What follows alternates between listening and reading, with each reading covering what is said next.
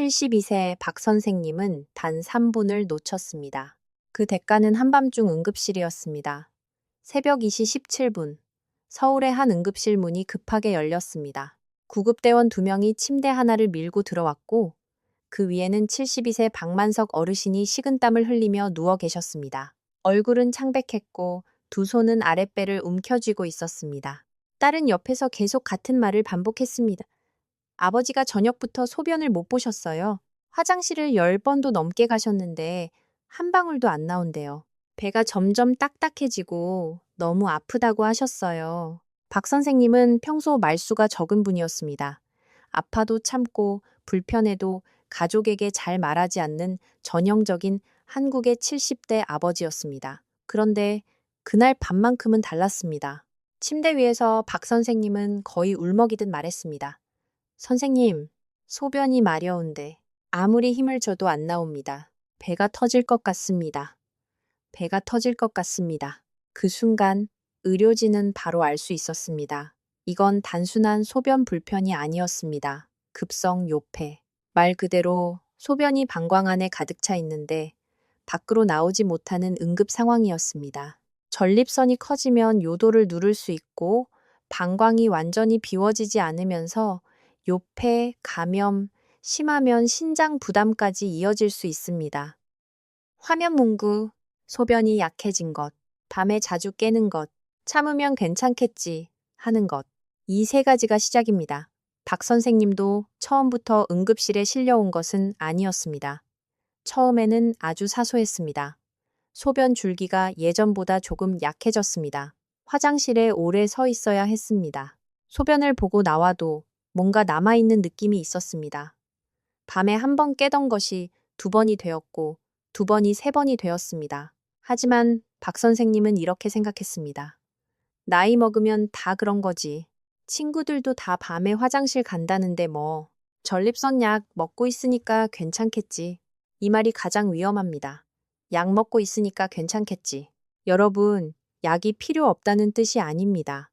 오히려 전립선 약은 의사의 판단에 따라 꼭 필요한 경우가 많습니다. 문제는 약을 먹고 있다는 이유로 내 몸이 보내는 경고 신호를 전부 무시하는 것입니다. 약을 먹고 있어도 소변 줄기가 점점 약해진다면, 약을 먹고 있어도 밤에 화장실 가는 횟수가 늘어난다면, 약을 먹고 있어도 아랫배가 묵직하고 소변을 본 뒤에도 시원하지 않다면, 그건 몸이 조용히 말하고 있는 겁니다. 지금 방광이 버티고 있습니다. 지금 신장이 부담을 받고 있을 수 있습니다. 지금 생활 습관을 바꾸지 않으면 어느 날 갑자기 막힐 수 있습니다. 감정 장면. 박 선생님은 응급실에서 처치를 받으며 작게 말씀하셨습니다. 사실 몇 달 전부터 이상하긴 했습니다. 아침에 소변이 잘 안 나오고 밤마다 3번씩 깨고 소변을 봐도 개운하지 않았습니다. 제가 물었습니다. 그런데 왜 병원에 빨리 안 오셨어요? 박 선생님은 잠시 눈을 감더니 이렇게 대답하셨습니다. 전립선은 약만 먹으면 되는 줄 알았습니다. 그리고 친구가 좋다는 차를 마시면 좋아진다고 해서 밤마다 마셨습니다. 여기서 많은 분들이 똑같은 실수를 합니다. 소변이 불편하면 물을 많이 마셔야 한다고 생각합니다. 전립선에 좋다는 건강식품을 먹으면 해결된다고 생각합니다. 약초차, 건강즙, 영양제를 먹으면 몸이 알아서 좋아질 거라고 믿습니다.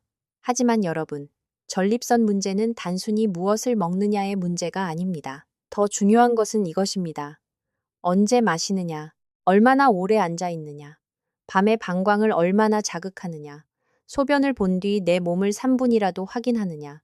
박 선생님이 놓친 것도 바로 이 3분이었습니다. 화면 문구. 약보다 강력한 비법?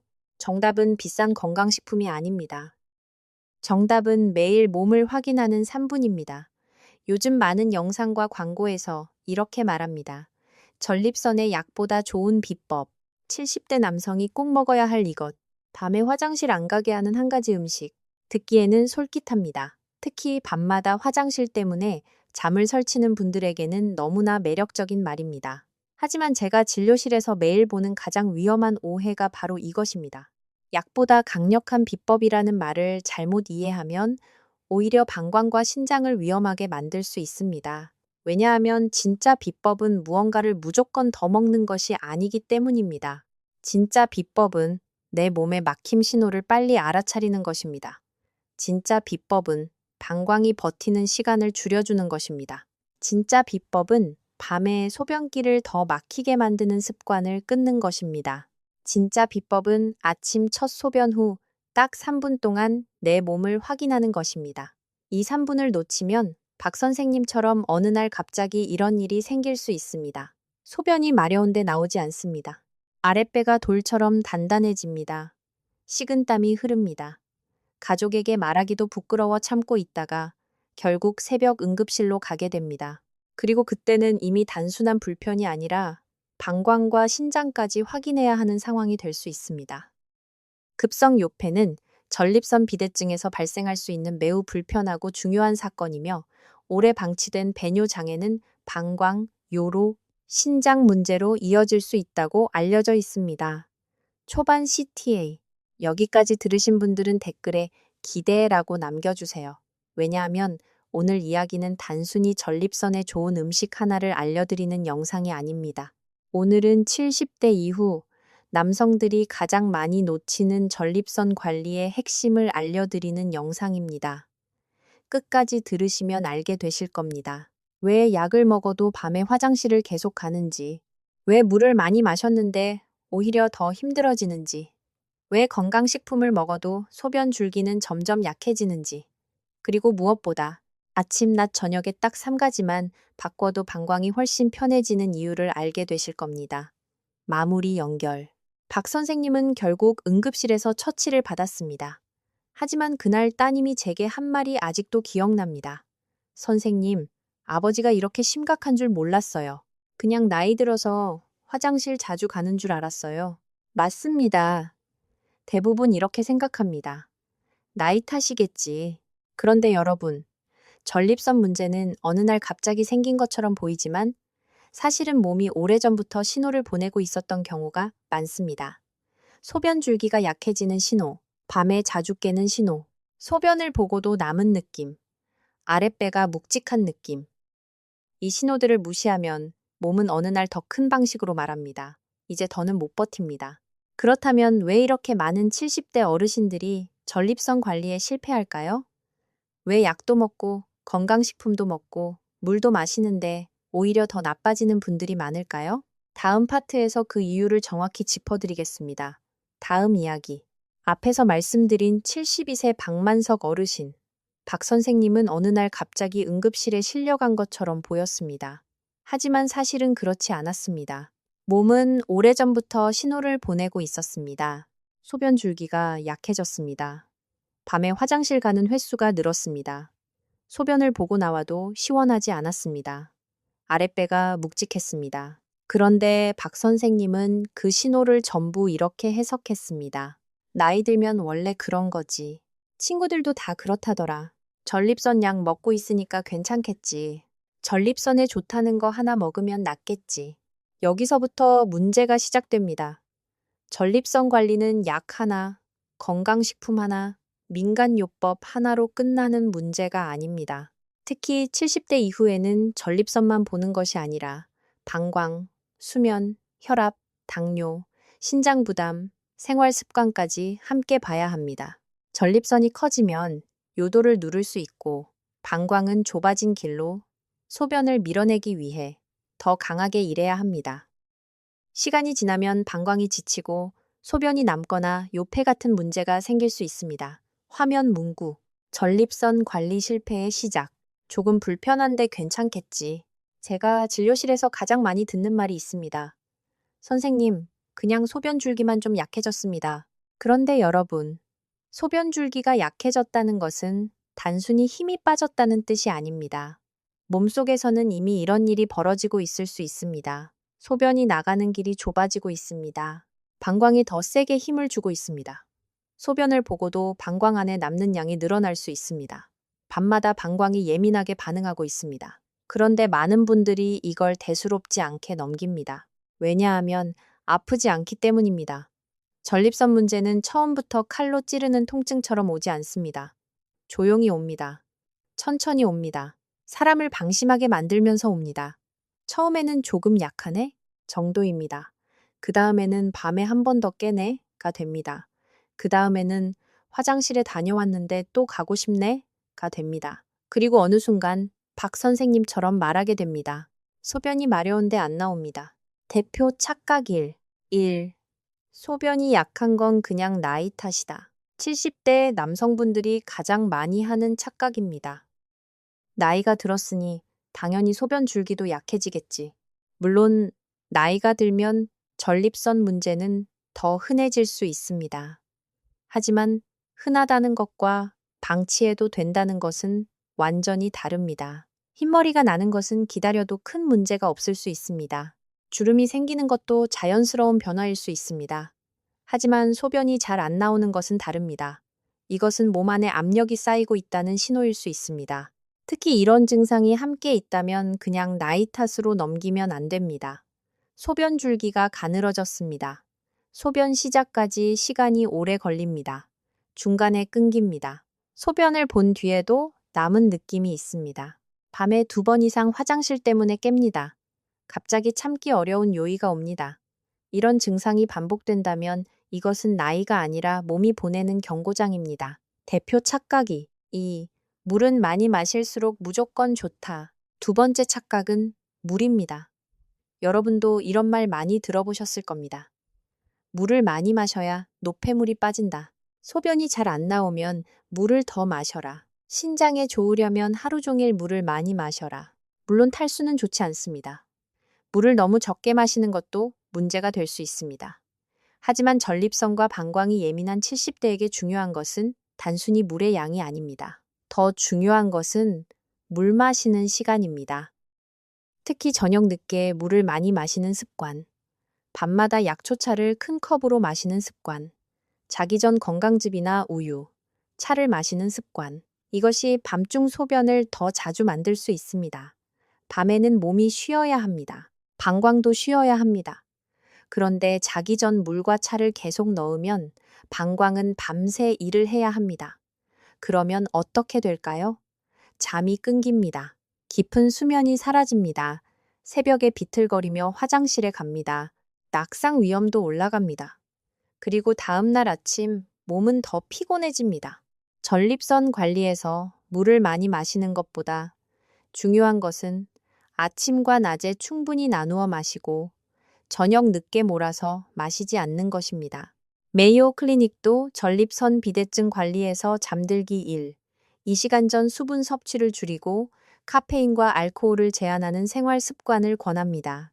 카페인과 알코올은 소변 생성을 늘리거나 방광을 자극해 증상을 악화시킬 수 있습니다. 대표 착각 3. 전립선에 좋다는 음식이면 무조건 좋다. 세 번째 착각은 건강식품입니다.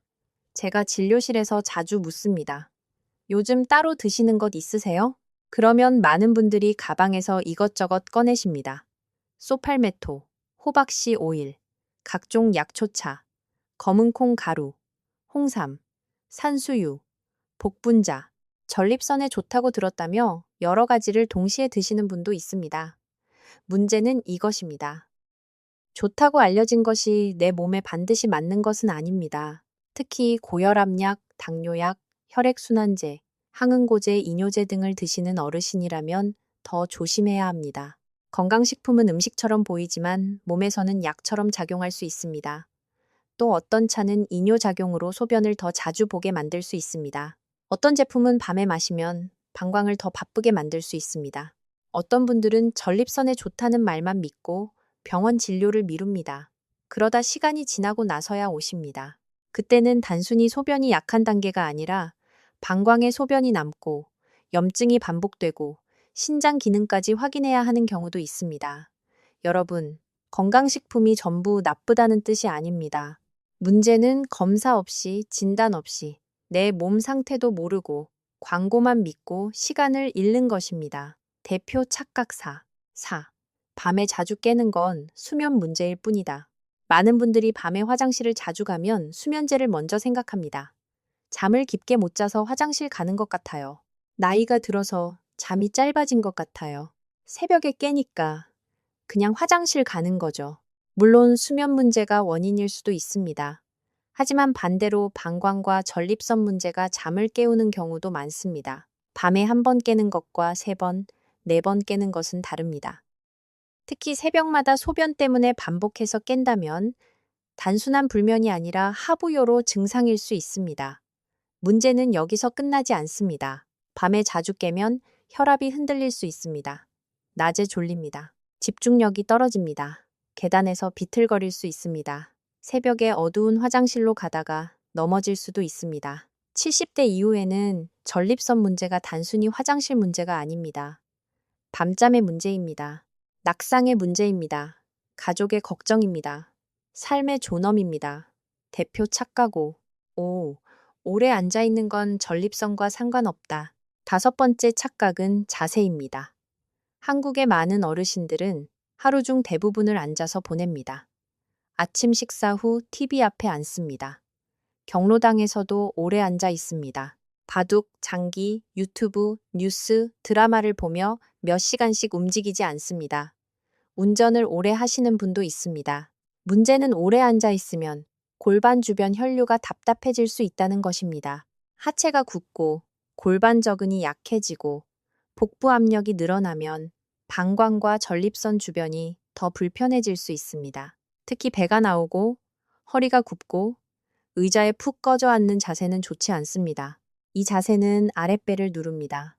방광 주변을 압박합니다. 소변을 시원하게 보기 어렵게 만듭니다. 여러분, 전립선 관리는 침대에 누워서 영양제를 삼키는 것만으로 되지 않습니다. 걸어야 합니다. 골반을 깨워야 합니다. 가타를 운동과 건강한 체중 관리는 전립선 비대증으로 인한 배뇨 증상 완화에 도움이 될 수 있는 생활 관리 요소로 권장됩니다. 진료실에서 자주 듣는 말. 제가 실제로 진료실에서 자주 듣는 말들을 그대로 말씀드리겠습니다. 선생님, 저는 커피는 물처럼 마십니다. 밤에 목이 말라서 자기 전에 물을 많이 마십니다. 소변이 잘 안 나오니까 맥주 한 잔 마시면 뚫리는 것 같더라고요. 전립선에 좋다는 차를 매일 밤 마셨습니다. 화장실 가기 귀찮아서 조금 참는 습관이 있습니다. 소변 보고 바로 나오지. 뭘 또 확인합니까? 이 말들 속에 전립선 관리 실패의 핵심이 들어 있습니다. 전립선은 하루아침에 나빠지지 않습니다. 매일 반복되는 작은 습관이 누적됩니다. 밤늦게 마시는 물 한 컵, 저녁 이후 마시는 커피 한 잔, 오래 앉아있는 3시간, 소변을 참는 습관, 소변을 보고도 내 몸을 확인하지 않는 습관. 이 작은 것들이 쌓여서 어느 날 큰 문제가 됩니다. 강조 화면 문구. 70대. 전립선 관리 실패의 진짜 원인. 1. 나이 탓으로 넘긴다. 2. 물을 시간 상관없이 마신다. 3. 건강식품을 치료처럼 믿는다. 4. 밤중 소변을 가볍게 본다. 5. 오래 앉아 있는 생활을 바꾸지 않는다. 여러분, 중요한 말씀을 드리겠습니다. 전립선이 불편한 분들은 대부분 무언가를 더 하려고 합니다. 약초를 더 먹고, 영양제를 더 사고, 물을 더 마시고, 좋다는 음식을 더 찾습니다. 하지만 70대 전립선 관리에서 먼저 해야 할 일은 더 하는 것이 아닙니다. 나를 망치는 습관을 빼는 것입니다. 밤늦은 수분을 줄이는 것, 카페인을 줄이는 것, 소변을 참지 않는 것, 오래 앉아있는 시간을 끊는 것, 건강식품만 믿고 진료를 미루지 않는 것, 이것이 먼저입니다. 그 다음에야 약도 제대로 효과를 볼 수 있고 생활관리도 의미가 생깁니다. 파트 3로 연결. 그렇다면 전립선은 몸속에서 실제로 어떻게 문제를 일으킬까요? 왜 작은 붓기 하나가 소변 줄기를 약하게 만들까요? 왜 방광은 밤마다 여러분을 깨울까요? 왜 전립선 문제를 오래 방치하면 신장까지 부담을 받을 수 있을까요? 이걸 어렵게 의학 용어로 설명하면 대부분 이해하기 힘듭니다. 그래서 다음 파트에서는 아주 쉽게 설명드리겠습니다. 여러분의 몸을 오래된 집의 수도관이라고 생각해 보십시오. 전립선은 낡은 수도관의 밸브입니다. 방광은 물탱크입니다. 요도는 좁아진 배수관입니다. 이 배관이 조금씩 녹슬고 필터가 막히고 물탱크 압력이 올라가면 어떤 일이 벌어질까요? 다음 파트에서 눈앞의 그림처럼 보여드리겠습니다. 앞에서 우리는 왜 많은 70대 어르신들이 전립선 관리에 실패하는지 살펴봤습니다. 가장 큰 이유는 이것이었습니다. 소변이 약한 건 그냥 나이 탓이다. 물을 많이 마시면 무조건 좋다. 전립선에 좋다는 건강식품이면 해결된다. 밤에 자주 깨는 건 잠이 얕아서 그렇다. 하지만 여러분, 전립선 문제는 그렇게 단순하지 않습니다. 소변 줄기가 약해지는 것은 단순히 힘이 빠진 것이 아닙니다. 밤에 화장실을 자주 가는 것도 단순히 잠이 없는 것이 아닙니다. 몸속에서는 아주 천천히, 그러나 분명하게 압력의 문제가 생기고 있을 수 있습니다. 오늘은 이걸 아주 쉽게 설명드리겠습니다. 어려운 의학 용어는 잠시 내려놓으셔도 됩니다. 여러분의 몸을 오래된 집의 수도관이라고 생각해 보십시오. 화면 문구, 전립선 낡은 수도관 밸브, 방광 물탱크, 요도, 좁아진 배수관, 신장 위에서 물을 계속 보내는 정수시설, 비유, 시작. 상상해 보십시오. 오래된 집이 하나 있습니다. 그 집 위쪽에는 깨끗한 물을 만들어 보내는 시설이 있습니다. 이것이 바로 신장입니다. 신장은 몸속에서 소변을 만들어 아래로 내려보내는 중요한 기관입니다. 그 아래에는 물을 잠시 모아두는 커다란 탱크가 있습니다. 이것이 바로 방광입니다. 방광은 소변을 저장했다가 때가 되면 밖으로 내보냅니다. 그리고 물탱크 아래에는 물이 빠져나가는 배수관이 있습니다. 이 배수관이 바로 요도입니다. 그런데 남성의 몸에는 이 배수관 입구 주변에 작은 밸브 같은 구조가 있습니다. 그것이 바로 전립선입니다. 전립선은 방광 아래쪽에 위치하며 요도 주변과 관련되어 있기 때문에 전립선이 커지면 소변이 나가는 길을 좁게 만들 수 있습니다. 전립선비대증은 나이가 들수록 흔해지고 소변 흐름을 막아 여러 배뇨 증상을 만들 수 있습니다. 화면 문구. 처음에는 조금 불편합니다. 나중에는 길이 좁아집니다. 방치하면 탱크가 지칩니다. 처음에는 아무 일도 아닌 것처럼 보입니다. 밸브가 아주 조금 뻑뻑해진 정도입니다. 물이 나가긴 나갑니다. 다만 예전보다 시원하지 않습니다. 예전에는 수도꼭지를 틀면 물이 쭉 나왔습니다. 그런데 이제는 물줄기가 가늘어집니다. 중간에 끊깁니다. 다 빠진 것 같았는데 밑에 물이 조금 남아 있습니다. 이게 바로 많은 어르신들이 처음 겪는 증상입니다. 소변 줄기가 약해집니다. 소변이 바로 시작되지 않습니다. 중간에 끊깁니다. 소변을 보고도 뭔가 남은 느낌이 듭니다. 여기서 많은 분들이 이렇게 말합니다. 아직 나오긴 나오니까 괜찮다. 하지만 오래된 수도관도 처음부터 완전히 막히지는 않습니다. 처음에는 조금씩 녹이 낍니다. 조금씩 물때가 쌓입니다. 조금씩 밸브가 뻑뻑해집니다. 그러다 어느 날 갑자기 물이 안 나옵니다. 전립선도 마찬가지입니다. 조금 불편할 때가 바로 몸이 보내는 첫 번째 신호입니다. 방광 설명. 이제 방광을 생각해 보겠습니다. 방광은 물탱크입니다. 소변이 차면 몸은 신호를 보냅니다. 화장실에 가십시오. 정상이라면 방광은 부드럽게 수축하면서 소변을 밖으로 밀어냅니다. 그런데 배수관이 좁아져 있으면 어떻게 될까요? 방광이 더 세게 힘을 줘야 합니다. 마치 물탱크 아래 배수관이 좁아졌는데 억지로 물을 밀어내는 것과 같습니다. 처음에는 방광이 버팁니다. 괜찮아, 내가 더 힘을 주면 돼. 그래서 어르신은 소변을 보긴 봅니다. 하지만 시원하지 않습니다. 시간이 오래 걸립니다. 힘을 줘야 나옵니다. 그리고 조금 남습니다. 문제는 이 상태가 몇 달, 몇 년 반복될 때입니다. 계속 무리해서 일한 방광은 점점 지칩니다. 근육이 예민해지기도 하고 반대로 힘이 약해지기도 합니다. 전립선이 커져 요도를 누르면 방광 근육은 좁아진 길로 소변을 보내기 위해 더 강하게 일해야 하고 시간이 지나면 방광이 완전히 비워지지 않아 소변이 남는 요폐가 생길 수 있습니다. 화면 문구. 방광은 조용히 버팁니다. 하지만 영원히 버티지는 못합니다. 여러분, 여기서 꼭 기억하셔야 합니다. 방광은 참을성이 좋은 기관입니다. 처음에는 티를 많이 내지 않습니다. 조금 불편해도 버팁니다. 소변이 조금 남아도 버팁니다. 밤에 2번 깨도 버팁니다. 그런데 한계가 오면 갑자기 문제가 커집니다. 마치 오래된 물탱크가 압력을 견디다가 어느 날 쿵 하고 터지는 것처럼 방광도 어느 순간 더 이상 소변을 제대로 밀어내지 못할 수 있습니다. 그때 나타나는 것이 바로 무서운 상황입니다. 소변이 마려운데 나오지 않습니다. 아랫배가 딱딱해집니다. 식은땀이 납니다. 가만히 앉아 있을 수 없을 만큼 고통스럽습니다. 이것이 앞에서 말씀드린 박 선생님의 상황입니다. 급성 요폐는 소변이 방광에 차 있는데 배출되지 못하는 상태이며 전립선 비대증이 있는 고령 남성에게 더 잘 생길 수 있습니다. 신장 연결. 그런데 여기서 더 중요한 문제가 있습니다. 많은 분들이 전립선 문제를 이렇게 생각합니다. 소변 문제니까 그냥 화장실 문제겠지. 아닙니다. 전립선 문제는 심해지면 방광만의 문제가 아닐 수 있습니다. 왜냐하면 수도관은 아래만 있는 것이 아니기 때문입니다. 위에는 신장이 있습니다. 신장은 계속 소변을 만들어 방광으로 내려보냅니다. 그런데 아래쪽 배수관이 좁아지고 방광이 제대로 비워지지 않으면 어떻게 될까요? 물탱크 안에 물이 계속 남습니다.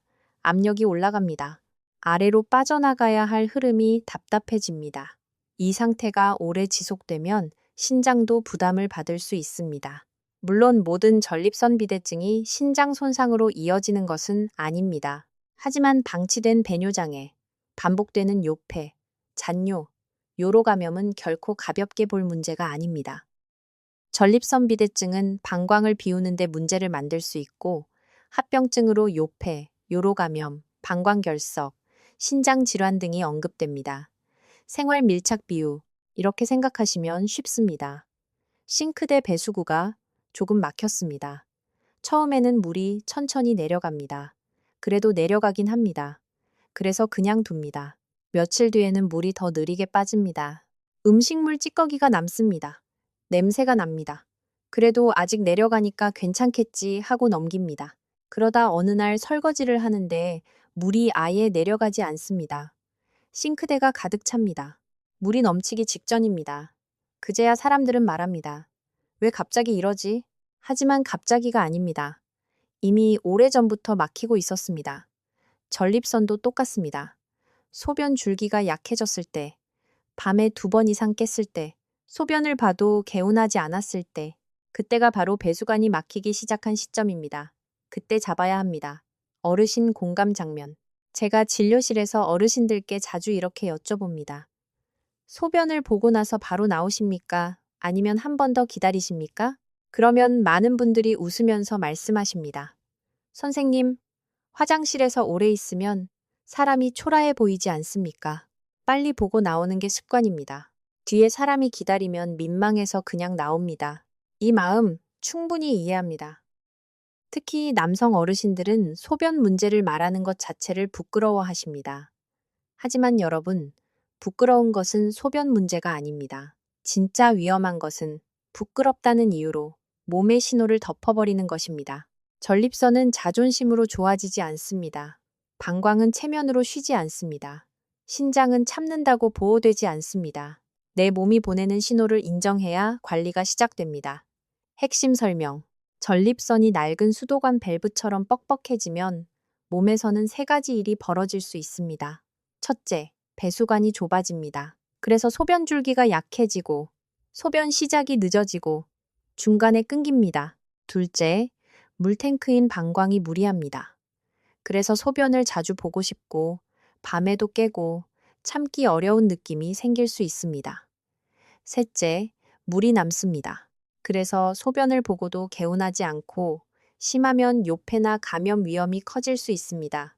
전립선 비대증 증상은 약한 소변 줄기, 소변 시작의 어려움, 소변이 끊기는 현상, 잔뇨감, 빈뇨, 야간뇨처럼 나타날 수 있습니다. 화면 문구. 전립선 문제는 한 줄로 말하면 이것입니다. 나가는 길이 좁아져서 방광이 무리하고 소변이 남는 문제. 여러분, 이제 이해되십니까? 전립선은 단순한 남성 기관 하나가 아닙니다. 전립선은 소변이 나가는 길목에 있습니다. 그 길목이 좁아지면 방광이 힘들어집니다. 방광이 힘들어지면 밤잠이 깨집니다. 소변이 남으면 감염과 요폐의 위험이 생깁니다. 심한 경우에는 신장까지 확인해야 하는 상황이 올 수 있습니다. 그래서 전립선 관리는 단순히 소변이 조금 불편하다의 문제가 아닙니다. 잠의 문제입니다. 방광의 문제입니다. 신장의 문제입니다. 노년의 삶의 질 문제입니다. 다음 파트 연결. 그런데 여기서 많은 분들이 또 하나의 함정에 빠집니다. 이제 전립선이 수도관 밸브처럼 중요하다는 걸 알았습니다. 그러면 사람들은 급하게 방법을 찾습니다. 인터넷을 검색합니다. 친구에게 묻습니다. 광고를 봅니다. 그러다 이런 말을 듣습니다. 소팔메토만 먹으면 된다. 전립선에는 이 약초차가 최고다. 물을 많이 마시면 소변길이 뚫린다. 밤마다 이 차를 마시면 좋아진다. 하지만 여러분, 막힌 수도관에 아무 물이나 계속 붓는다고 해결될까요? 녹슨 밸브에 검증되지 않은 기름을 계속 바른다고 좋아질까요? 물탱크가 이미 압력을 받고 있는데 밤마다 물을 더 채우면 편해질까요? 다음 파트에서는 많은 어르신들이 믿고 있는 위험한 민간요법을 하나씩 깨드리겠습니다. 특히 소팔메토, 약초차, 무조건 물 많이 마시기. 이 세 가지를 꼭 집중해서 들어주셔야 합니다. 돈은 돈대로 쓰고, 시간은 시간대로 잃고, 방광과 신장은 더 힘들어지는 실수를 막아야 합니다. 앞에서 우리는 전립선을 낡은 수도관 밸브에 비유했습니다. 전립선은 소변이 나가는 길목에 있습니다. 방광은 물탱크입니다. 요도는 좁아진 배수관입니다. 그리고 신장은 위에서 계속 소변을 만들어 내려보내는 중요한 기관입니다. 이 배수관이 조금씩 좁아지면 처음에는 소변 줄기만 약해집니다. 그 다음에는 밤에 화장실을 자주 갑니다. 그 다음에는 소변을 보고도 남은 느낌이 생깁니다. 그러다 어느 날 갑자기 박 선생님처럼 소변이 마려운데 한 방울도 나오지 않는 응급 상황이 올 수 있습니다. 그런데 여기서 많은 어르신들이 가장 위험한 선택을 합니다. 병원에 가서 내 상태를 확인하는 대신 인터넷 검색창을 엽니다. 친구에게 묻습니다. 광고 영상을 봅니다. 그리고 이런 말을 믿기 시작합니다. 소팔메토 하나면 됩니다. 전립선에는 이 약초차가 최고입니다. 물을 많이 마시면 소변길이 뚫립니다. 병원약보다 자연식품이 더 안전합니다. 듣기에는 너무 좋습니다. 쉽습니다. 편합니다. 병원에 가지 않아도 될 것 같습니다. 하지만 여러분, 바로 이 지점이 위험합니다. 전립선 문제는 좋다는 것을 더 먹는 문제가 아니라 막힌 길을 정확히 확인하는 문제입니다. 화면 문구. 좋다고 알려진 것보다 중요한 것. 내 몸에 맞는가? 지금 단계에 맞는가? 응급 신호를 가리고 있지는 않은가? 1. 소팔메토만 먹으면 해결된다는 믿음. 진료실에서 정말 많이 듣는 말이 있습니다. 선생님, 저 소팔메토 먹고 있습니다. 전립선에 좋다고 해서 6개월째 먹고 있습니다. 약은 부담스러워서 건강식품으로 버텨보려고요. 여기서 제가 꼭 드리는 말씀이 있습니다. 소팔메토를 먹었다고 해서 병이 없어졌다고 생각하시면 안 됩니다. 소팔메토는 전립선 증상에 도움이 된다고 홍보되는 대표적인 보충제입니다. 그러나 미국 국립보안통합보건센터는 여러 연구를 종합했을 때 소팔메토 단독 사용은 전립선 비대증 증상에 거의 도움이 없거나 도움이 없을 가능성이 높다고 설명합니다. 더 중요한 것은 이것입니다. 소팔메토를 먹는 동안에도 전립선은 커질 수 있습니다. 소팔메토를 먹는 동안에도 방광에는 소변이 남을 수 있습니다. 소팔메토를 먹는 동안에도 요폐가 올 수 있습니다. 소팔메토를 먹는 동안에도 신장 기능을 확인해야 하는 상황이 생길 수 있습니다. 메요 클리닉도 미국에서는 전립선 비대증 치료제로 승인된 허브 보충제가 없고 소팔메토가 위약보다 뚜렷한 이점이 없었다는 강한 연구들이 있다고 설명합니다. 또한 허브 제품은 복용 중인 약에 영향을 줄 수 있으므로 의료진에게 알려야 합니다. 여러분, 이것은 소팔메토를 절대 먹지 말라는 뜻이 아닙니다. 핵심은 이것입니다. 소팔메토를 치료처럼 믿고 병원 진료를 미루면 안 된다는 뜻입니다. 소변 줄기가 계속 약해지고 있는데, 밤에 3번, 4번씩 깨고 있는데, 소변을 보고도 나은 느낌이 있는데, 아랫배가 묵직한데, 이런 상황에서 건강식품만 붙잡고 있으면 가장 중요한 시간을 놓칠 수 있습니다. 짧은 사례. 제가 만난 한 76세 어르신도 그랬습니다. 그분은 1년 가까이 전립선에 좋다는 제품을 여러 개 드셨습니다. 소팔메토, 호박씨 오일, 아연, 검은콩 가루, 심지어 이름도 정확히 모르는 수입 제품까지 드셨습니다. 그런데 정작 본인의 잔뇨량은 한 번도 확인해 본 적이 없었습니다. 소변이 얼마나 남는지, 방광이 제대로 비워지는지, 전립선 크기는 어느 정도인지, 신장 기능은 괜찮은지 아무것도 모르고 계셨습니다. 그분이 하신 말이 아직도 기억납니다. 선생님, 이렇게 많이 챙겨 먹었는데 왜 더 나빠졌습니까? 제가 말씀드렸습니다. 어르신, 많이 드신 것이 문제가 아니라 확인하지 않은 것이 문제입니다. 화면 문구. 건강식품은 검사표를 대신할 수 없습니다. 광고 문구는 잔뇨량을 알려주지 않습니다. 2. 무조건 물을 많이 마시면 좋다는 오해. 두 번째 함정은 물입니다. 많은 분들이 이렇게 믿습니다. 소변이 약하면 물을 많이 마셔야 뚫린다.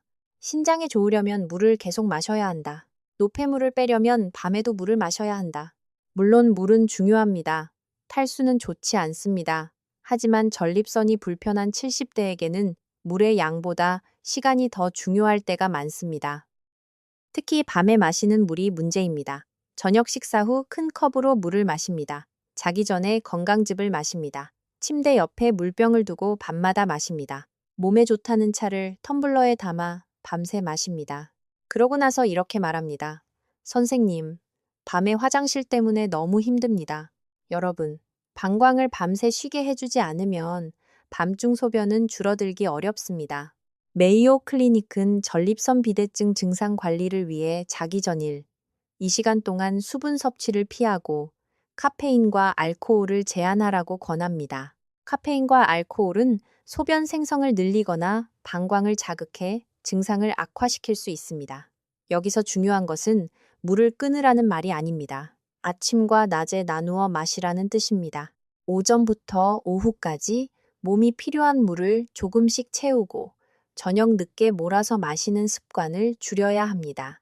특히 밤에 자주 깨는 분들은 자기 전물 한 컵이 작은 문제가 아닐 수 있습니다. 그 한 컵 때문에 방광은 밤새 다시 깨어납니다. 방광이 깨어나면 여러분도 깨어납니다. 여러분이 깨어나면 혈압도 흔들리고 수면도 끊기고 다음날 몸도 무거워집니다. 3.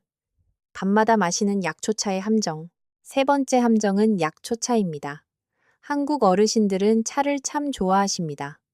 옥수수 수염차, 결명자차, 헛개차, 둥글레차, 산수유차, 복분자차, 각종 뿌리차와 달인물.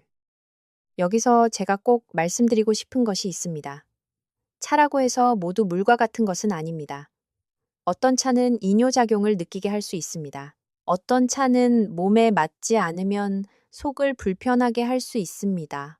어떤 차는 드시는 약과 함께 복용할 때 조심해야 할 수 있습니다.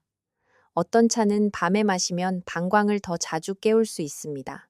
특히 문제는 전립선에 좋다는 말을 듣고 밤마다 마시는 습관입니다. 저녁에 한 잔, 자기 전에 한 잔, 새벽에 깨서 또 한 잔. 이렇게 마시면 어떻게 될까요? 방광이 쉴 시간이 없습니다. 소변량이 늘어납니다. 밤중 화장실 횟수가 늘어납니다. 잠이 끊깁니다. 다음날 피곤합니다. 피곤하니 낮에 덜 움직입니다. 덜 움직이니 골반 혈류가 더 답답해집니다. 그리고 다시 밤에 소변 때문에 깹니다. 이것이 악순환입니다. 화면 문구, 밤에 마시는 건강차 한 잔. 누군가에겐 보약일 수 있지만 전립선이 불편한 분에겐 방광 알람일 수 있습니다. 4. 자연식품은 안전하다는 착각. 네 번째 함정은 이것입니다. 차식품이니까 괜찮다. 약이 아니니까 부작용이 없겠지. 오래전부터 먹던 거니까 안전하겠지. 여러분, 자연에서 온 것이 항상 안전한 것은 아닙니다. 그리고 건강식품은 병원약처럼 보이지 않아도 몸에 영향을 줄 수 있습니다. 특히 70대 이후에는 대부분 한두 가지 약을 드십니다. 혈압약, 당뇨약, 고지혈증약, 심장약, 이뇨제, 혈액순환제, 항응고제, 전립선약, 여기에 건강식품과 약초차가 여러 개 더해지면 몸 안에서 어떤 영향을 주고받는지 개인이 판단하기 어렵습니다. NIDDK는 전립선 비대증 증상을 평가할 때 처방약뿐 아니라 일반 의약품, 복용 중인 약, 수분 섭취량, 카페인과 알코올 섭취 여부까지 의료진에게 알려야 한다고 설명합니다. 또한 일부 약은 배뇨 증상을 악화시킬 수 있습니다. 그래서 진료실에서 제가 꼭 묻는 질문이 있습니다. 어르신, 병원약 말고 따로 드시는 게 있으세요? 그러면 많은 분들이 처음에는 말씀을 안 하십니다. 그건 그냥 차인데요. 그건 그냥 건강식품인데요.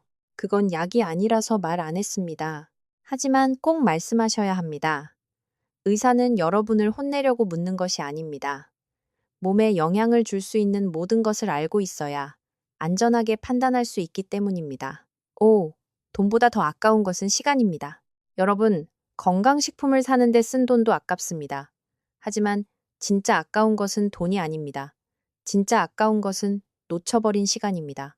소변 줄기가 약해진 지 6개월, 밤에 3번씩 깬 지 1년, 잔뇨감이 생긴 지 오래. 그런데 그동안 병원에는 가지 않고 광고 제품만 바꿉니다.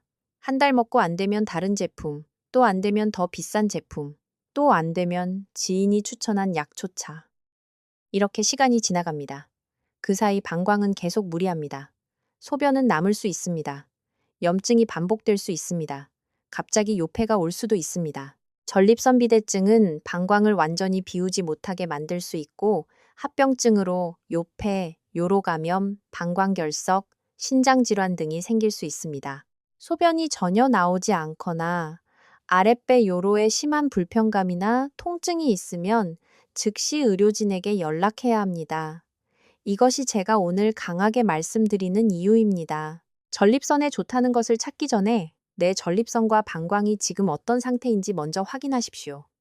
진료실에서 자주 보는 실패 패턴. 제가 보는 전형적인 실패 패턴은 이렇습니다. 첫째, 소변 줄기가 약해집니다. 둘째, 나이 탓이라고 넘깁니다. 셋째, 밤에 화장실을 자주 갑니다. 넷째, 건강식품을 먹기 시작합니다. 다섯째, 자기 전에 약초차까지 마십니다.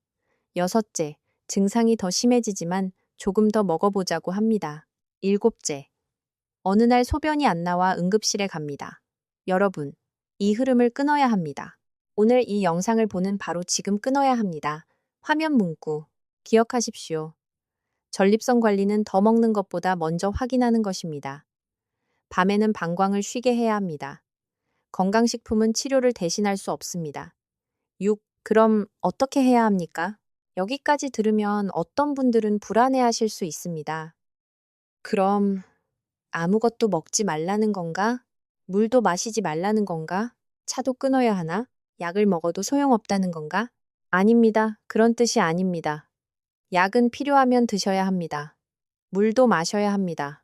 음식도 중요합니다. 건강식품도 의료진과 상의 후 선택할 수 있습니다. 하지만 순서가 중요합니다. 첫째, 증상을 확인합니다. 소변 줄기, 밤중 소변 횟수, 잔뇨감, 소변 시작 시간, 갑작스러운 요해, 아랫배 불편감. 둘째, 생활 시간을 조정합니다. 특히 물과 차를 언제 마시는지 봐야 합니다. 셋째, 병원에서 상태를 확인합니다. 전립선 크기만 보는 것이 아니라 소변이 얼마나 남는지, 방광과 신장에 부담은 없는지 확인해야 합니다. 넷째, 그 다음에 내 몸에 맞는 관리법을 선택합니다. 이 순서를 지키면 불안하게 이것저것 사 먹는 것보다 훨씬 안전합니다. 다음 파트 연결. 이제 여러분은 중요한 사실을 알았습니다. 전립선 문제는 건강식품 하나로 해결되는 문제가 아닙니다. 밤마다 마시는 약초차가 오히려 방광을 깨울 수 있습니다. 무조건 물을 많이 마시는 습관이 밤중 소변을 악화시킬 수 있습니다. 그리고 광고만 믿고 시간을 잃는 것이 가장 위험합니다. 그렇다면 이제 진짜 필요한 것은 무엇일까요? 바로 하루 일정표입니다. 아침에 무엇을 해야 하는지, 낮에는 어떻게 물을 마셔야 하는지, 오래 앉아 있을 때 어떤 자세를 고쳐야 하는지, 저녁에는 무엇을 피해야 하는지, 잠들기 전 방광을 어떻게 안정시켜야 하는지, 다음 파트에서 제가 진료실에서 어르신들께 실제로 설명드리는 방식으로 알려드리겠습니다. 비싼 기계도 필요 없습니다. 어려운 운동도 아닙니다. 하루 종일 참는 것도 아닙니다. 핵심은 이것입니다. 딱 3분만 확인하세요. 다음 파트에서 약보다 강력한 3단계 전립선 회복 프로토콜을 아침, 낮, 저녁으로 나누어 아주 구체적으로 알려드리겠습니다. 앞에서 우리는 중요한 함정을 확인했습니다. 전립선에 좋다는 건강식품, 밤마다 마시는 약초차, 무조건 물을 많이 마시는 습관. 이 모든 것이 누군가에게는 도움이 될 수도 있지만 전립선과 방광이 이미 예민해진 어르신에게는 오히려 밤중 소변을 늘리고 중요한 진단 시기를 늦출 수 있다고 말씀드렸습니다. 그러면 이제 여러분이 가장 궁금한 질문이 남습니다. 그래서 오늘부터 뭘 해야 합니까? 정답은 복잡하지 않습니다. 비싼 기계도 필요 없습니다. 특별한 약초도 필요 없습니다. 하루 종일 운동할 필요도 없습니다. 제가 진료실에서 어르신들께 가장 먼저 권하는 것은 이것입니다. 아침 3분, 낮에 물과 자세, 저녁에 방광 안정. 이 세 가지만 제대로 해도 많은 분들이 자기 몸의 변화를 훨씬 빨리 알아차립니다. 화면 문구. 약보다 먼저 해야 할 것. 내 방광이 보내는 신호를 확인하는 3분.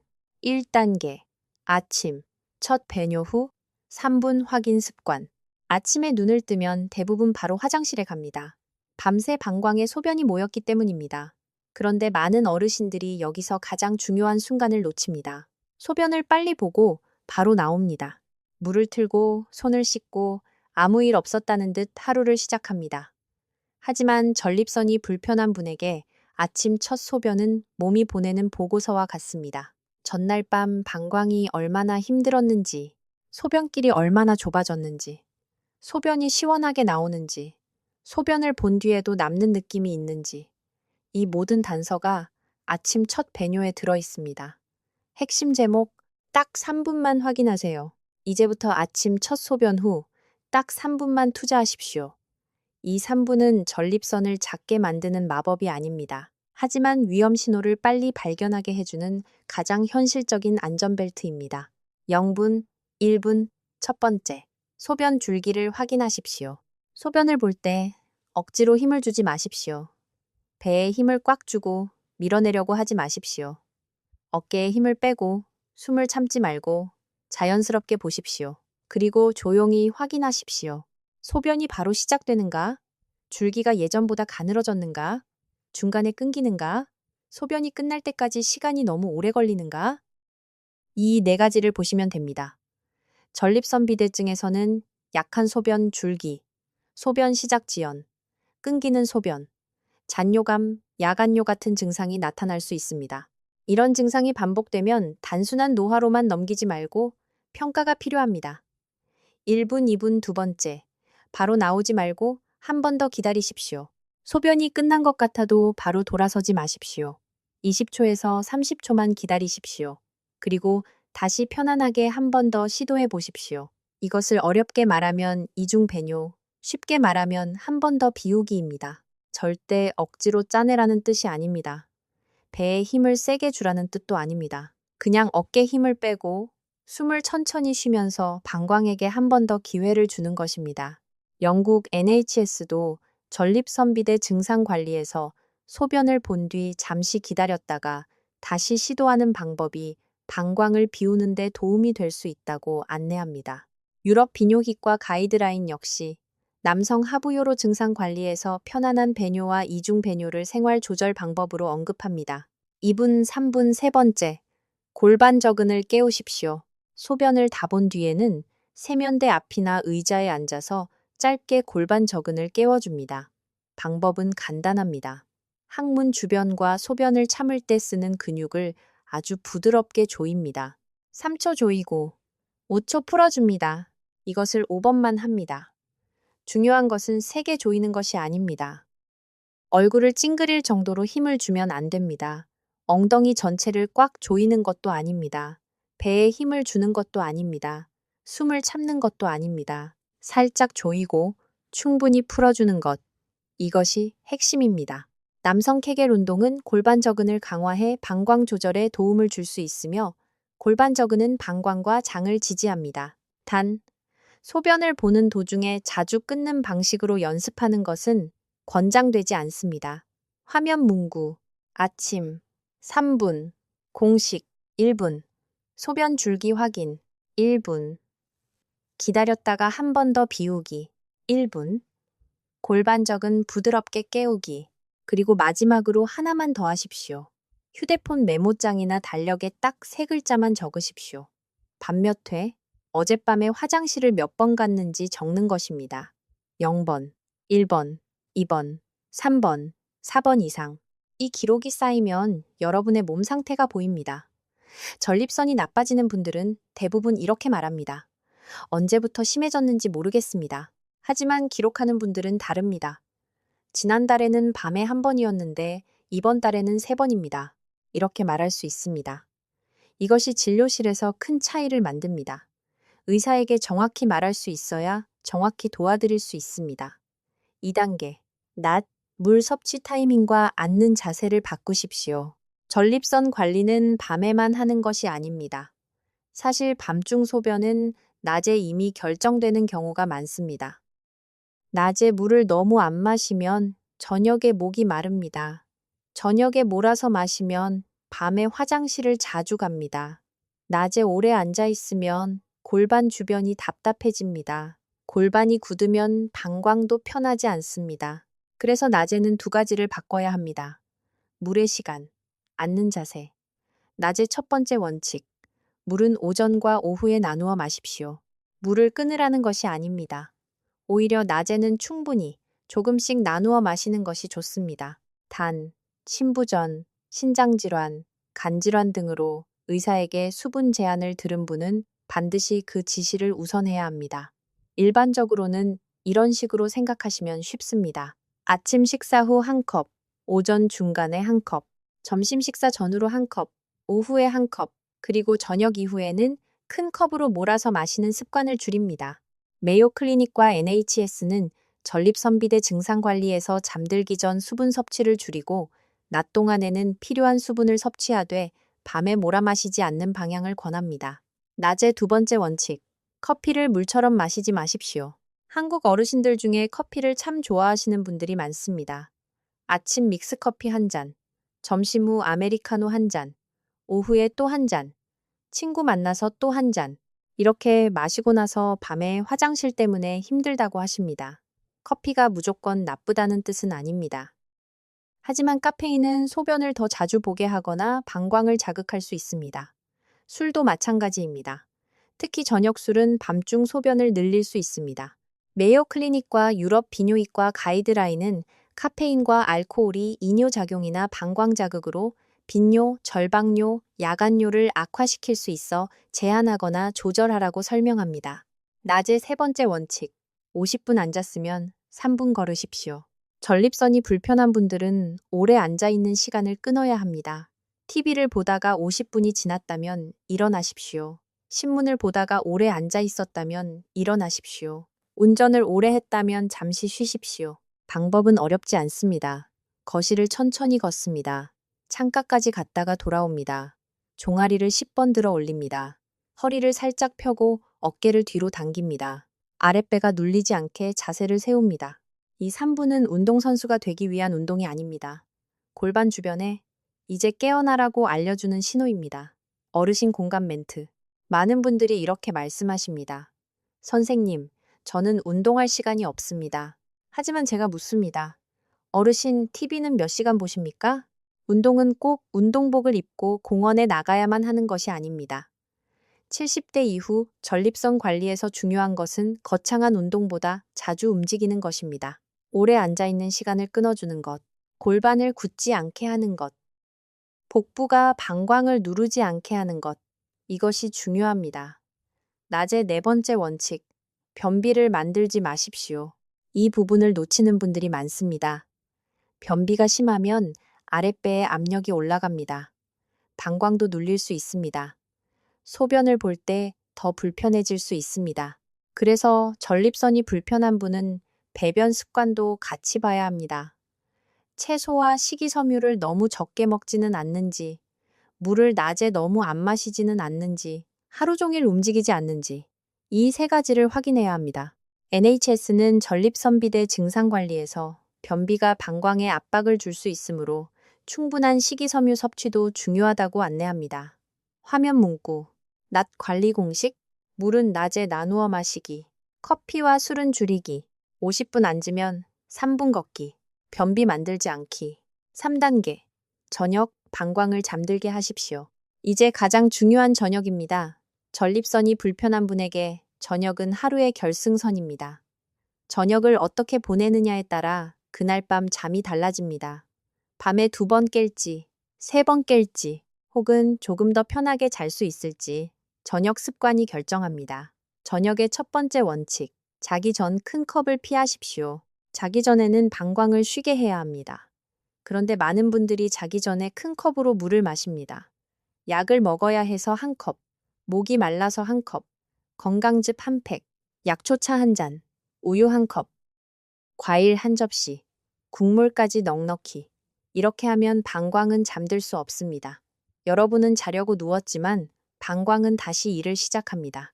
그래서 저녁에는 이렇게 하십시오. 자기 전일, 이 시간은 큰 컵으로 마시는 습관을 줄입니다. 목이 너무 마르면 한두 모금만 천천히 마십니다. 밤마다 약을 드시는 분은 약 복용에 필요한 만큼만 마십니다.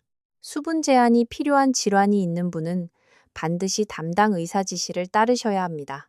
메이오 클리닉은 전립선 비대증 증상 관리를 위해 잠들기 2시간 전 수분 섭취를 피하는 방법을 제시합니다. 저녁의 2번째 원칙, 국물, 짠 음식, 술을 조심하십시오. 한국 식탁에는 국물이 많습니다. 찌개, 국, 탕, 라면, 칼국수, 어묵국. 저녁에 이런 음식을 많이 드시면 본인은 물을 적게 마셨다고 생각해도 실제로는 수분과 소금을 많이 드신 것일 수 있습니다. 짠 음식을 먹으면 갈증이 납니다. 갈증이 나면 자기 전물을 마십니다. 자기 전물을 마시면 밤에 깹니다. 술도 마찬가지입니다. 특히 저녁 술은 소변을 늘리고 수면의 질을 떨어뜨릴 수 있습니다. 그래서 전립선이 불편한 분은 저녁 식탁에서 3가지를 기억하십시오. 국물은 반만, 짠 반찬은 조금만, 술은 가능한 줄이기. 이 3가지가 방광을 쉬게 하는 시작입니다. 저녁의 3번째 원칙, 자기 전 방광 안정 루틴. 잠들기 전에는 몸에게 신호를 줘야 합니다. 이제 밤입니다. 이제 방광도 쉬어야 합니다. 방법은 간단합니다. 첫째, 잠들기 전 화장실에 갑니다. 둘째, 소변을 억지로 짜내지 말고 편하게 봅니다. 셋째, 끝난 뒤 20초 정도 기다렸다가 한 번 더 시도합니다. 넷째, 침대에 눕기 전 복식 호흡을 합니다. 방법은 이렇습니다. 코로 천천히 숨을 들이마십니다. 배가 살짝 부풀어 오르게 합니다. 입으로 길게 내쉽니다. 어깨 힘을 풉니다. 아랫배 힘을 풉니다. 골반 주변을 풀어줍니다. 이것을 5번만 하십시오. 방광이 예민한 분들은 몸 전체가 긴장되어 있는 경우가 많습니다.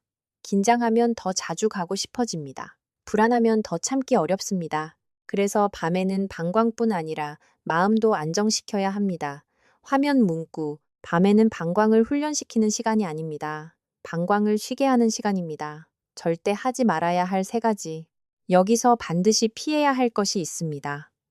첫째, 소변이 안 나오는데 계속 힘주는 것. 소변이 안 나오면 배에 힘을 주고 버티는 분들이 있습니다. 그러면 더 힘들어질 수 있습니다. 소변이 전혀 나오지 않고 아랫배가 아프면 응급 상황일 수 있습니다. 둘째, 밤에 소변 보기 싫다고 낮부터 물을 너무 줄이는 것. 이러면 탈수, 변비, 어지럼 위험이 생길 수 있습니다. 셋째, 약을 마음대로 끊는 것. 전립선 약을 드시는 분은 절대 임의로 중단하지 마십시오. 증상이 좋아졌다고 끊거나 건강식품을 먹기 시작했다고 끊으면 안 됩니다. 약 조절은 반드시 의료진과 상의해야 합니다. 전립선 비대증은 요폐, 요로감염, 방광결석, 신장질환 같은 합병증과 연결될 수 있으며 치료와 관리는 개인 상태에 따라 달라집니다. 하루 일정표로 정리해 드리겠습니다. 아침, 일어나서 첫 소변을 봅니다. 소변 줄기, 시작 시간, 끊김, 잔뇨감을 확인합니다. 끝난 뒤 바로 나오지 말고 20, 30초 기다렸다가 한 번 더 시도합니다. 세면대 앞에서 골반 저근을 3초 조이고 5초 풀기 5번만 합니다. 어젯밤 화장실 횟수를 휴대폰에 기록합니다. 낮, 물은 오전과 오후에 나누어 마십니다. 커피는 물처럼 마시지 않습니다. 술은 특히 저녁에 조심합니다. 50분 앉았으면 3분 일어나 걷습니다. 허리를 펴고 아랫배를 누르는 자세를 피합니다. 변비가 생기지 않도록 식사와 움직임을 챙깁니다. 저녁, 국물과 짠 음식을 줄입니다. 자기 전 큰 컵의 물, 약초차, 건강즙을 피합니다.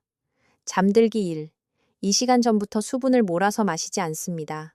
잠들기 전 편안하게 소변을 보고 20초 기다렸다가 한 번 더 비웁니다.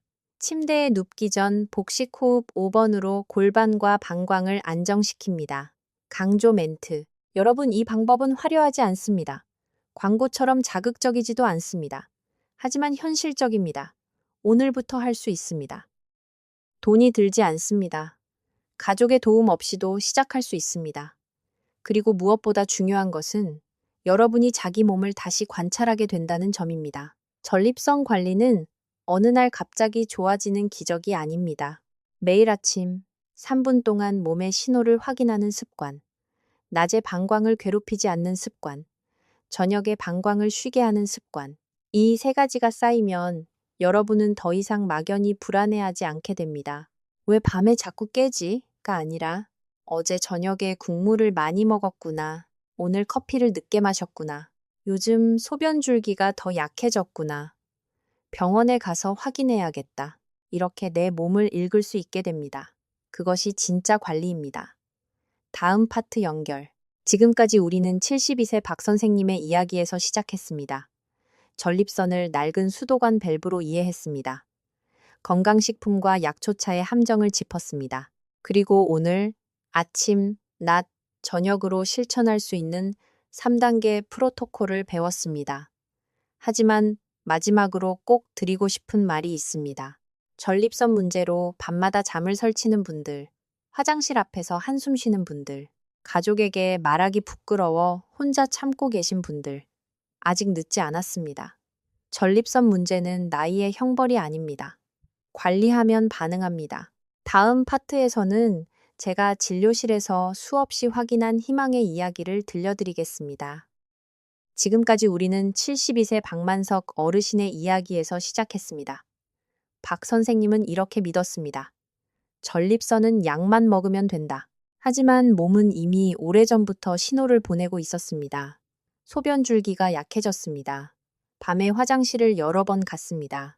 소변을 보고도 시원하지 않았습니다. 아랫배가 묵직했습니다. 그 신호를 놓친 결과 박 선생님은 한밤중 응급실에 실려가야 했습니다. 하지만 여러분, 오늘 이 이야기를 듣고 계신다면 아직 늦지 않았습니다. 전립선 문제는 나이의 형벌이 아닙니다. 전립선 문제는 몸이 보내는 경고입니다. 그리고 경고는 알아차리면 바꿀 수 있습니다. 화면 문구. 아직 늦지 않았습니다. 전립선은 관리에 반응합니다. 방광도 쉬는 법을 다시 배울 수 있습니다. 많은 어르신들이 전립선 증상을 처음 느끼면 마음속으로 이렇게 생각합니다. 이제 나이가 들어서 어쩔 수 없구나. 남자가 늙으면 다 이렇게 되는구나. 밤에 화장실 가는 것도 운명이겠지? 하지만 저는 진료실에서 수없이 봅니다. 생활 습관을 바꾸고 물 마시는 시간을 조절하고 밤에 방광을 자극하는 습관을 줄이고 증상을 기록하고 필요할 때 정확히 진료를 받는 분들은 분명히 달라집니다.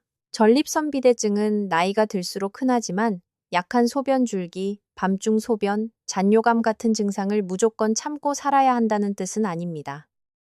증상이 있다면 원인을 확인하고 개인 상태에 맞는 치료와 생활 관리 방법을 찾는 것이 중요합니다. 1. 회복은 거창한 결심이 아니라 작은 확인에서 시작됩니다. 여러분, 전립선 관리는 어느 날 갑자기 인생을 바꾸는 큰 결심에서 시작되지 않습니다. 아침 첫 소변 후 딱 3분 확인하는 것, 그것부터 시작입니다.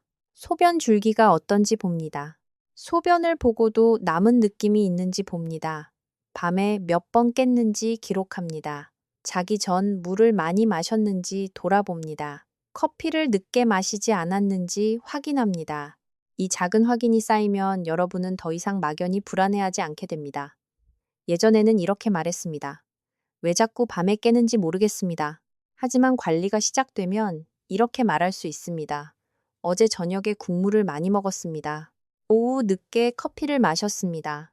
요즘 소변 줄기가 확실히 약해졌습니다.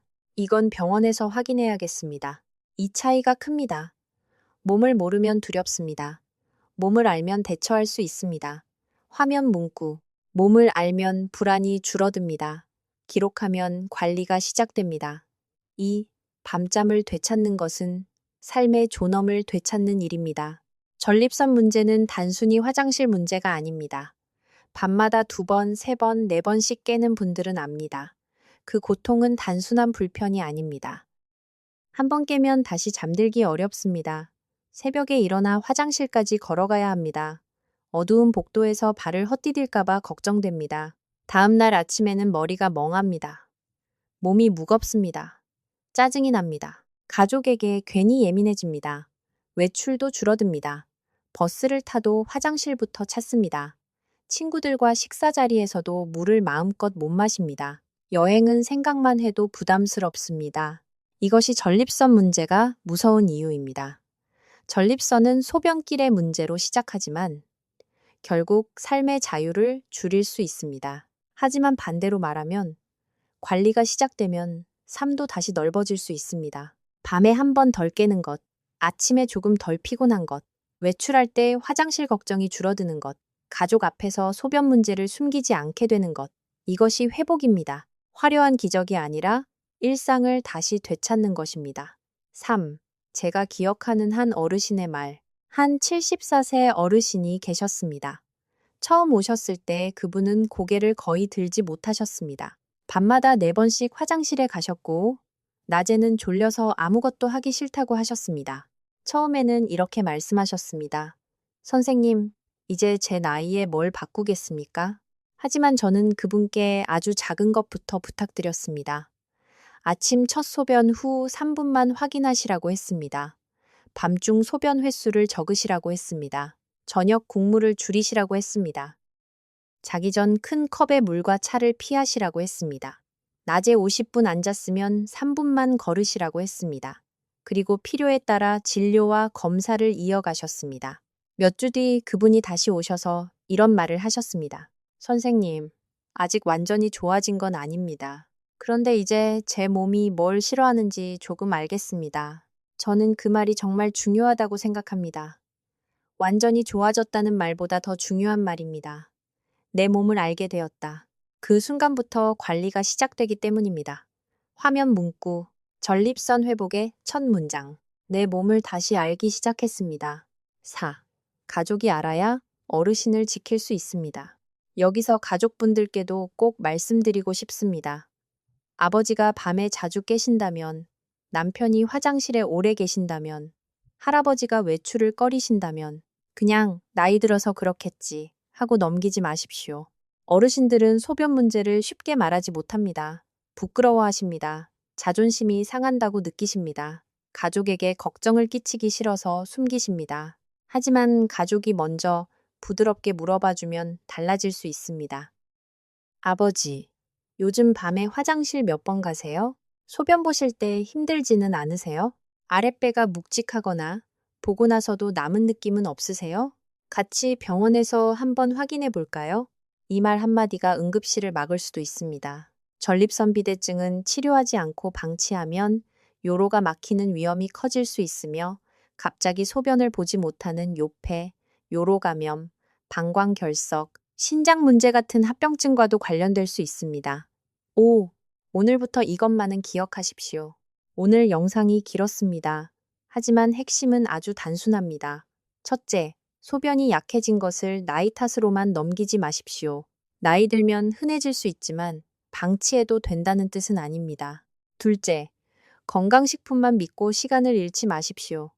좋다는 것을 먹기 전에 내 상태를 먼저 확인해야 합니다. 셋째, 밤에는 방광을 쉬게 하십시오. 자기 전 큰 컵의 물, 약초차, 건강즙, 술, 짠 국물은 밤중 소변을 더 힘들게 만들 수 있습니다. 넷째, 아침 첫 소변 후 3분을 지키십시오. 소변 줄기 확인. 기다렸다가 한 번 더 비우기. 골반적은 부드럽게 깨우기. 밤중 소변 횟수 기록하기. 다섯째, 위험 신호가 있으면 바로 진료받으십시오. 소변이 전혀 안 나오거나 통증이 심하거나 피가 보이거나 열이 나거나 옆구리가 아프면 기다리면 안 됩니다. 감정 마무리. 여러분, 전립선 문제는 부끄러운 일이 아닙니다. 나약한 것도 아닙니다. 남자로서 체면이 깎이는 일도 아닙니다. 그저 몸이 보내는 신호입니다. 몸은 여러분을 괴롭히려고 신호를 보내는 것이 아닙니다. 더 늦기 전에 알아차리라고 신호를 보내는 것입니다. 밤마다 화장실 앞에서 한숨 쉬셨던 분들, 잠을 설쳐서 아침마다 지쳐있던 분들, 가족에게 말하지 못하고 혼자 참아 오셨던 분들, 오늘부터 단 하나만 시작하십시오. 아침 첫 소변 후 3분. 그 3분이 여러분의 밤을 바꿀 수 있습니다. 그 3분이 방광을 지키는 시작이 될 수 있습니다. 그 3분이 신장 부담을 줄이기 위한 첫걸음이 될 수 있습니다. 그리고 무엇보다 그 3분이 여러분의 삶의 존엄을 되찾는 시작이 될 수 있습니다. 최종 CTA. 오늘 내용이 도움이 되셨다면 지금 댓글에 1을 남겨주세요. 오늘부터 시작하겠습니다. 그 다짐의 표시입니다. 그리고 이 영상은 꼭 가족에게 카카오톡으로 공유해주세요. 아버지에게, 남편에게, 할아버지에게, 소변 문제를 부끄러워 말하지 못하는 친구에게, 특히 밤마다 화장실 때문에 잠을 설치는 분이 있다면 이 영상을 보내주세요. 누군가에게는 이 영상이 단순한 건강 정보가 아닐 수 있습니다. 응급실을 막는 경고가 될 수 있습니다. 밤잠을 되찾는 시작이 될 수 있습니다. 가족이 사랑하는 사람을 지키는 첫 번째 대화가 될 수 있습니다. 엔딩 화면 문구. 전립선 문제는 나이의 형벌이 아닙니다. 관리하면 몸은 반응합니다. 오늘 아침 3분부터 시작하십시오. 댓글에 1, 그리고 사랑하는 가족에게 공유해 주세요.